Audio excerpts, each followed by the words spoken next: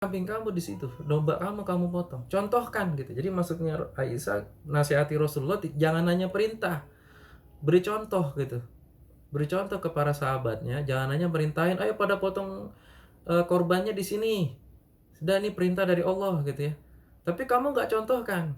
Bayangkan nih, ini Rasulullah dinasihatin sama istrinya nih, ayo dong Rasulullah kamu keluar ambil, lalu kamu potong. Rasulullah dengerin nih, bener juga ya. Tuh bayangin aja, Rasulullah sampai ngomong kayak gitu. Bener juga kamu Aisyah ya.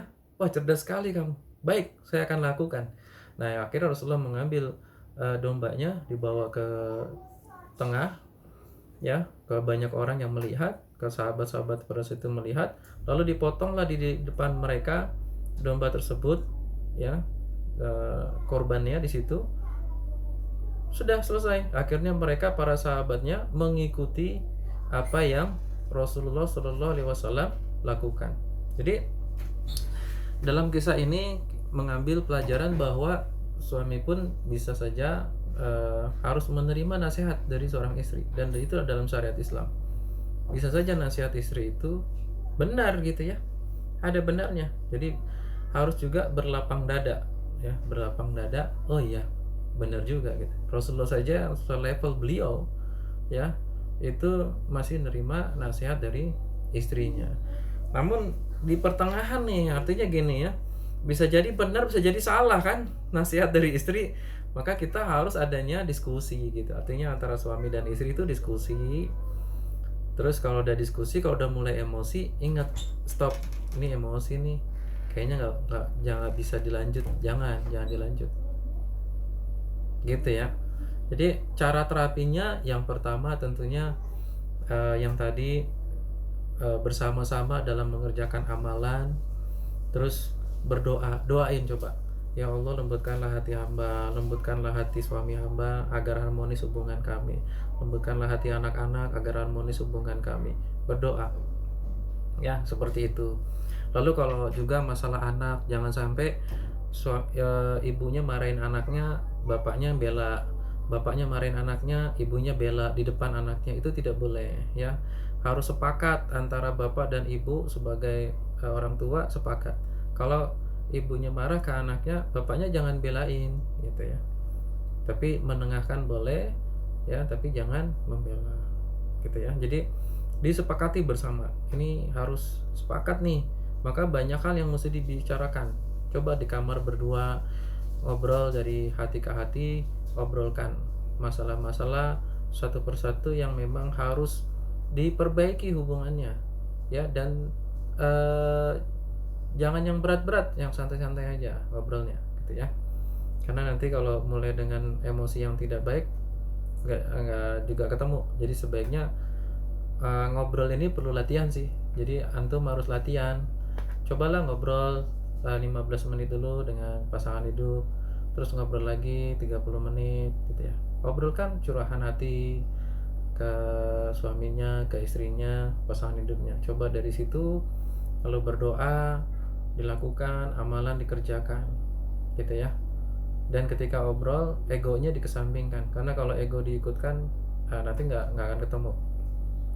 Maka kalau itu semua dilakukan, insya Allah yang tadi hadis tadi tidak akan memberatkan. Artinya ketika suami meminta kepada istri, maka istri akan rela dan mudah untuk menjalankan. Tapi ibu tidak boleh menunggu suaminya untuk berubah dulu baru menjalankan perintah dari Rasulullah. Jangan, karena yang namanya perintah Allah dan Rasulnya tetap harus dikerjakan. Ya Bu, nih. Nah, nggak boleh nuntut suami saya berubah dulu baru saya mau melakukan apa yang diperintahkan, nggak boleh ya. Tetap perintahkan apa yang diperintahkan Allah dan Rasulnya. Contohnya suaminya minta, ya kita berikan apa yang, karena dalilnya jelas, ketika istri menolak ajakan suami beribadah suami istri, maka dilaknat sama malaikat. Nah itu tadi, dilaknat sama malaikat, terus akhirnya ditolak juga. Udah tahu dalil itu ditolak, akhirnya kan nggak bahagia nih, dilaknat malaikat istrinya, suaminya mencari pelampiasan tempat lain, akhirnya gangguan setan juga, akhirnya nggak lembut-lembut hatinya berdua, keras semuanya. Maka jangan begitu. Akhirnya kerjakan dulu apa diperintahkan Allah dan Rasulnya. Nah, ibu, caranya mudah sekali. Kalau sudah dilayani, ya, kalau sudah dilayani, habis itu ajak ngobrol suaminya. Nah, itu akan mudah.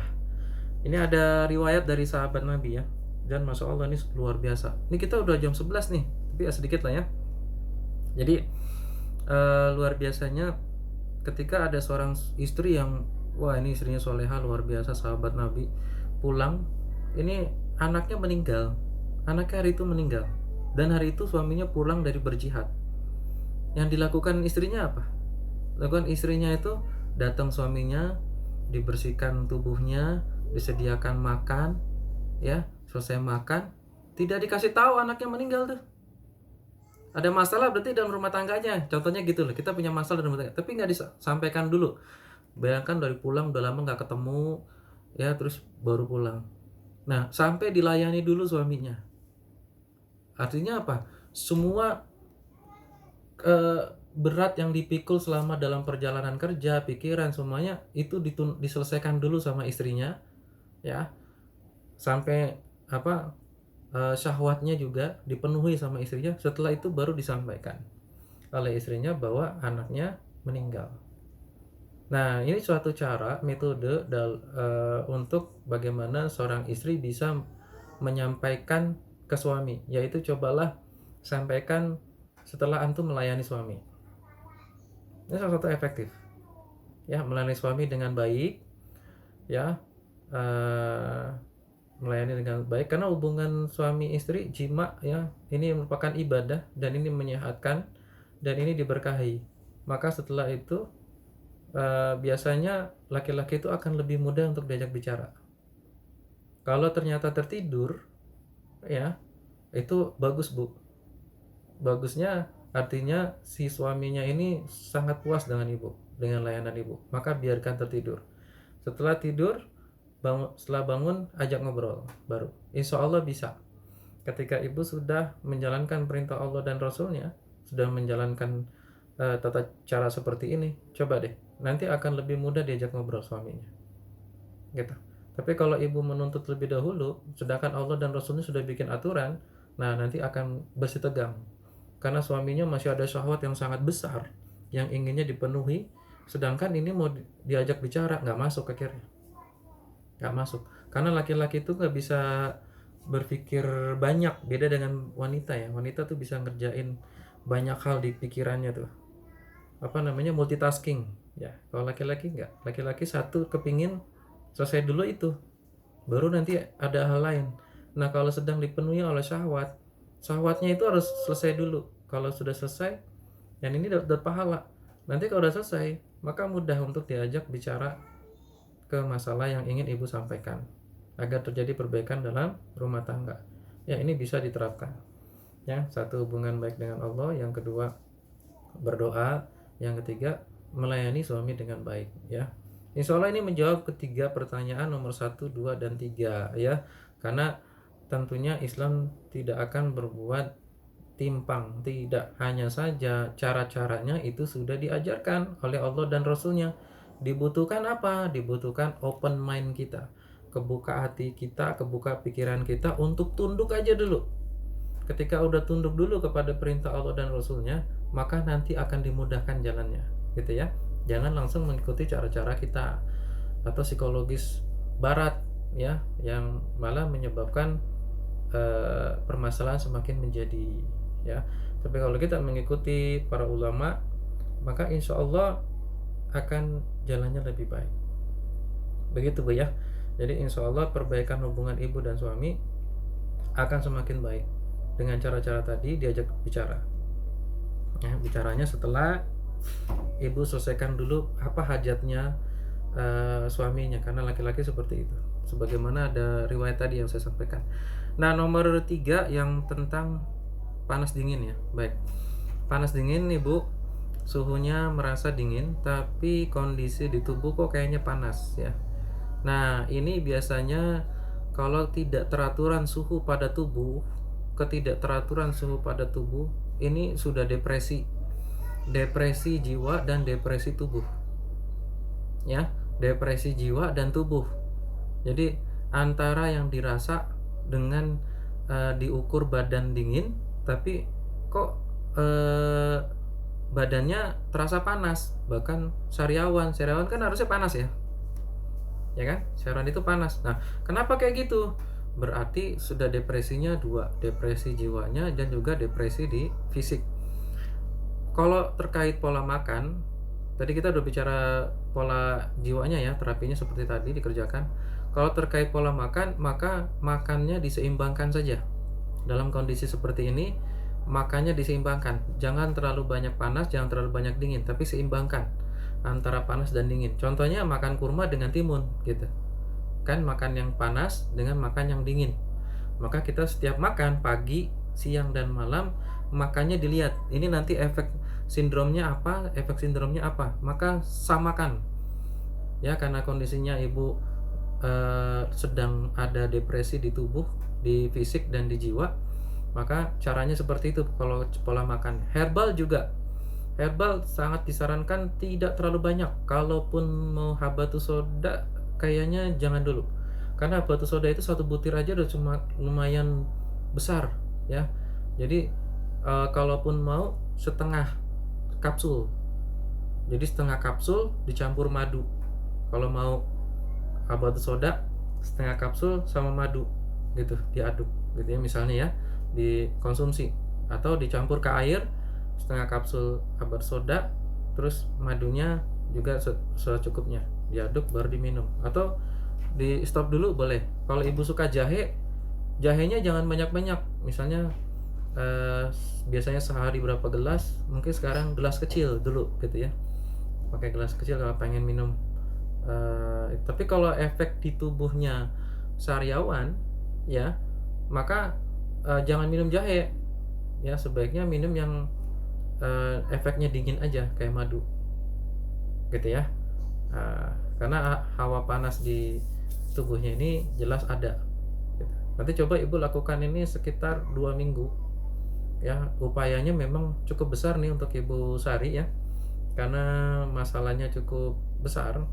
Ini juga terkait kayaknya sudah cukup lama ya, berbulan-bulan atau mungkin sudah bertahun-tahun kondisi seperti ini, maka butuh proses yang cukup banyak. Tapi coba 2 minggu ini ibu berupaya. Upaya yang pertama, banyakin doa dulu gitu ya, lalu langsung diajak ngobrol sekali 2 kali, lalu mulai ibu perbaiki, layani suami dengan baik. Bapak ibu yang dirahmati Allah, berusahalah untuk menyenangkan hati pasangan hidupnya, terutama para istri. Ini mohon maaf ya, saya tidak bicara vulgar, tapi ini penting. Ketika ibu-ibu pandai melayani suaminya di saat berhubungan suami istri, melayani saat di hubungan badan, maka insya Allah suami itu mudah untuk menerima nasihat. Coba aja deh, mudah untuk mendengarkan antum. Tapi kalau ibu nggak pandai, ibu cuma melayaninya gini nih, ibu ngelayanin udah buka baju, ini mohon maaf ya, bukan bicara porno ya, baju udah diem aja, nggak melakukan apa, dalam syariat Islam itu ada namanya pendekatan kan, harus ada pendekatan dulu kan ya. Ini ada loh di tafsir Quran Al-Baqarah, antum baca deh di kitabnya Ibnu Katsir. Suami aja kalau ingin mendekati istri, datangilah dengan baik kan gitu kan, datangi. Jadi harus ada rangsangan dulu, kalau bahasanya role play gitu ya. Jadi harus ada rangsangan dulu. Kita disuruh apa? Sholat dulu kalau bisa, sholat sunnah, berdoa ya sunnahnya gitu, lalu bercumbu dulu. Jadi Rasulullah SAW itu bercumbu dengan istrinya ya, dengan suami kalau bercumbu dulu. Jadi Aisyah memakai pakaian yang seksi barangkali ya, ibu bisa mencoba gitu ya. Kalau memang udah ada kode-kode, kalau udah di kamar pakai pakaian yang seksi, terus mulai ada bahasa atau nada-nada yang menggoda. Jadi ada rayuan dulu. Nah, rayuan dulu. Ini untuk meningkatkan apa? Hasrat syahwatnya akan terpenuhi dengan maksimal. Terjadi kalau bahasa biologisnya ejakulasi ya. Ejakulasinya secara maksimal. Tidak ejakulasi dini, tapi ejakulasinya secara maksimal di dua belah pihak, malah suaminya juga, istrinya juga. Ini akan didapati dengan cara cara yang benar dalam pendekatan ketika hubungan intim suami dan istri. Nah, kalau ini dijalankan, insya Allah deh, itu akan memperbaiki juga hubungan. Banyak orang meremehkan nih masalah hubungan suami istri di tempat tidur, padahal ini luar biasa bahaya. Terus untuk para suami, kalau ibu nasihatin ke suaminya, diingatkan jangan nonton video porno, karena nonton video porno menyebabkan ejakulasi dini. Baru sebentar sudah langsung ejakulasi. Kenapa kayak gitu? Karena antum berbuat dosa, sehingga antum tidak akan bisa merasakan kenikmatan yang luar biasa bersama istri antum, karena udah terbiasa dosa, pakai onani lah, nonton lah. Nah jadinya kayak gitu. Jadi para suami atau ibu-ibu ingatkan ke suaminya, kalau ingin bahagia dengan istri, dengan kehidupannya ini, jangan nonton video porno. Bertobat kepada Rasulullah sunnah 2 rakaat, bertobat kepada Allah, ya, jangan lakukan onani, dan berusaha memperbaiki bagaimana hubungan intimnya berdua. Nanti akan sehat. Ibu insya Allah nanti juga akan sehat. Karena saya punya pasien itu yang udah diobatin, diruqyah, diobatin nggak sembuh-sembuh. Terus saya minta coba perbaiki hubungan suami istrinya. Malah sehat udah. Setelah hubungan suami istrinya bagus, ya, diperbaiki semua dari awal, pelatihan gitu. Oh belum berhasil juga, coba lagi. Akhirnya sampai dua-duanya bagus gitu, merasakan kenikmatan suaminya dan istrinya, sehat malah dua-duanya jadinya. Nah ini karena meremehkan sunnah Nabi ya, padahal kalau kita kerjakan semuanya, masya Allah tuh, gitu ya. Ini penting dipelajari. Kalau yang belum nikah, banyak-banyak baca dan berpuasa ya, agar tidak terkena penyakit. Karena nanti insya Allah suaminya akan lebih halus lembut hatinya ketika ibu dengan baik ya memperhatikan dalam melayani di berhubungan suami istri ini. Nanti jangan nunggu dimulai sama suami, ibu mulai dulu, nanti suaminya akan paham, nanti akan mulai, semuanya akan memperbaiki secara bertahap ya. Berdoa, terus suaminya diajak ngobrol, semua dimulai dari kita sendiri, lalu dimulai pasangan diajak, diperbaiki, nanti semuanya akan semakin baik insya Allah ya. Seperti itu. Penyakit yang nomor 5 itu yang ibu tanya kenapa muter-muter terus ya, ini bagian dari depresi. Kayaknya kualitas hubungan dengan suami istrinya memang harus diperbaiki. Nanti ibu coba kalau sudah memperbaiki semua, diajak ngobrol dan juga diperbaiki cara-cara dalam berhubungan, insya Allah nanti akan baik. Biasanya pola makan juga tetap harus dijaga ya.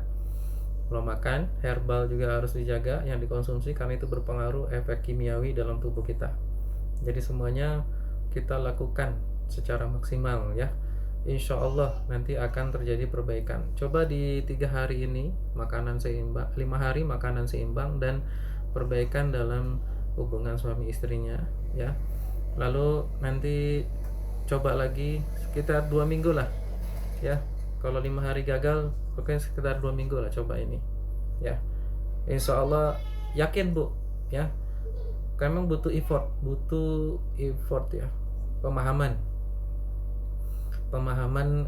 suami dan istri mengenai hal-hal seperti ini ya. Kalau mengenai cara-caranya tidak pernah dijelaskan oleh Rasulullah ya. Rasulullah tidak pernah mendetailkan cara-caranya, karena semuanya halal buat suami istri, kecuali nggak boleh dimasukkan ke anus kan, ke bagian belakang ya. Jadi itu yang perlu dipahami. Jadi kalau cara-cara role play-nya semuanya itu tidak dijelaskan secara detail, maka boleh dengan bagaimana caranya ibu merangsang suaminya dan memuaskan suaminya. Nanti insya Allah akan tenang hatinya. Terkadang yang berat itu memberikan dulu ya, mulai dulu gitu. Ada gengsi biasanya di diri kita, coba gengsinya diturunin, udah berusaha untuk melayani dulu, nanti insya Allah ya. Pola makan dilakukan, herbal, dan ruqyahnya sama seperti biasa, membacakan ayat ruqyah. Afwan, ini kita udah setengah 12. Dapat satu pertanyaan lagi nih. Sering kali merasa sedih.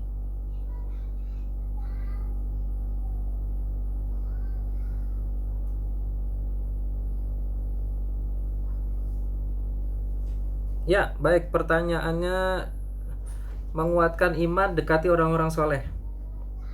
Setiap hari usahakan nonton kajian. Kajiannya bisa didapat di channel Ufit, channel YouTube Ufit. Saya suka broadcast juga. Itu banyak kajian-kajian yang sifatnya 5 menit, 3 menit.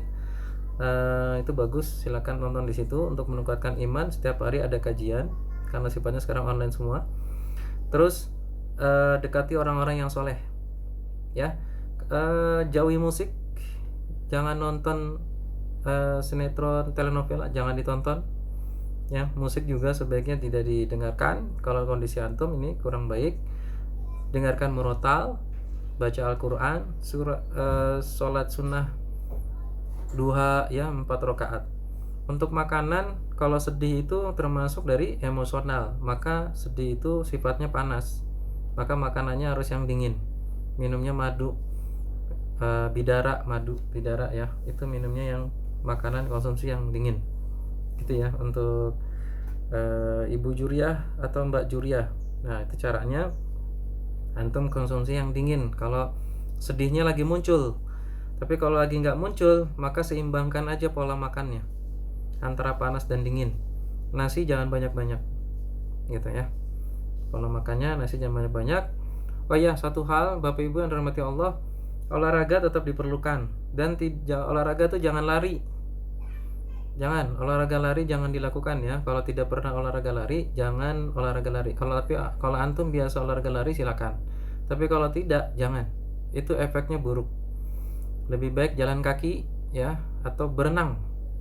Ya, kalau bisa berenang karena kondisi sekarang agak susah, maka kalau minimal jalan kaki ya. Olahraga yang terbaik itu. Baik, ini saya sudah sampaikan semua materi dan cara-cara terapinya. Ya. Oh ya, apa tuh? Resep bidara buahnya. Minimal 7 ya, Bu Sari. Kelipatan 7. Karena dalilnya dari Aisyah itu kan 7 lembar daun. Maka para ulama tuh kelipatan 7. Buahnya juga 7. 7 buah bidara kalau bisa. Kalau nggak bisa, buahnya tidak usah dihitung 7. Yang penting daunnya 7. Kalau 7 kedikitan, maka 14. 14 atau 21. 21, 28. Jadi kelipatan 7 gitu. Untuk bidara kelipatan 7 ya Bapak Ibu. Kelipatan 7 lembar. Kenapa? Karena dalilnya dari Aisyah itu 7. Maka para ulama kebanyakan melakukannya sesuai dengan itu 7. Kalau 7 terlalu dikit, maka kelipatan 7. Buat minum sekeluarga boleh direbus. Nanti air rebusannya yang diminum. Ya. Air rebus nih, manfaatin air rebusannya diminum, diruqyah, ayat-ayatnya seperti tadi udah disampaikan, diminum. Ampasnya gimana? Ampasnya bisa buat dibalur ke tubuh, kamu kok buat mandi gitu, oles-oleskan ke tubuh gitu ya, daun bidara yang tadi bekas rebusannya ya, rambut. Nah, nanti baru mandi, jegur-jegur pakai sabun lagi gitu. Jadi buat dibalurkan dulu ke tubuh ya. Paham ya insyaallah ya. Baik, Bapak Ibu, saya rasa kita sudah cukup, sudah sampai setengah 12 ya. Alhamdulillah, insyaallah semoga bermanfaat karena materinya emang cukup berat. Tapi kalau kita kebanyakan materi nanti makin pusing, terlalu lama ya. Ini udah 2-3 jam setengah. Insyaallah mudah-mudahan bermanfaat untuk Bapak Ibu dan bermanfaat untuk semua yang hadir ya, pun yang kalau nanti ada videonya di sini. Baik, kita tutup. Saya mohon maaf apabila ada kekurangan atau kesalahan. Saya masih belajar terus. Apabila ada yang ingin konsultasi secara pribadi diperbolehkan langsung WA Japri aja. Saya akan bantu semaksimal yang saya bisa. Semua yang benar itu datangnya dari Allah, yang salah datangnya dari setan dan dari saya pribadi yang penuh banyak salah. Namanya manusia, banyak salah dan lupa. Dan senantiasa kita beristighfar, berdoa kepada Allah, saling mendoakan ya, doakan semua orang dan doakan saya juga ya ibu-ibu, doakan kita semua saling mendoakan. Semoga Allah merahmati kita, merahmati pertemuan kita, merahmati ilmu-ilmu yang kita miliki, menjadi berkah buat kehidupan kita, menjadi obat buat keseharian kita, sehingga kita bisa sehat, bahagia dunia dan akhirat. kita baca doa kafaratul majlis. Subhanakallahumma wa bihamdika asyhadu an la ilaha illa anta astaghfiruka wa atubu ilaik. Assalamualaikum warahmatullahi wabarakatuh.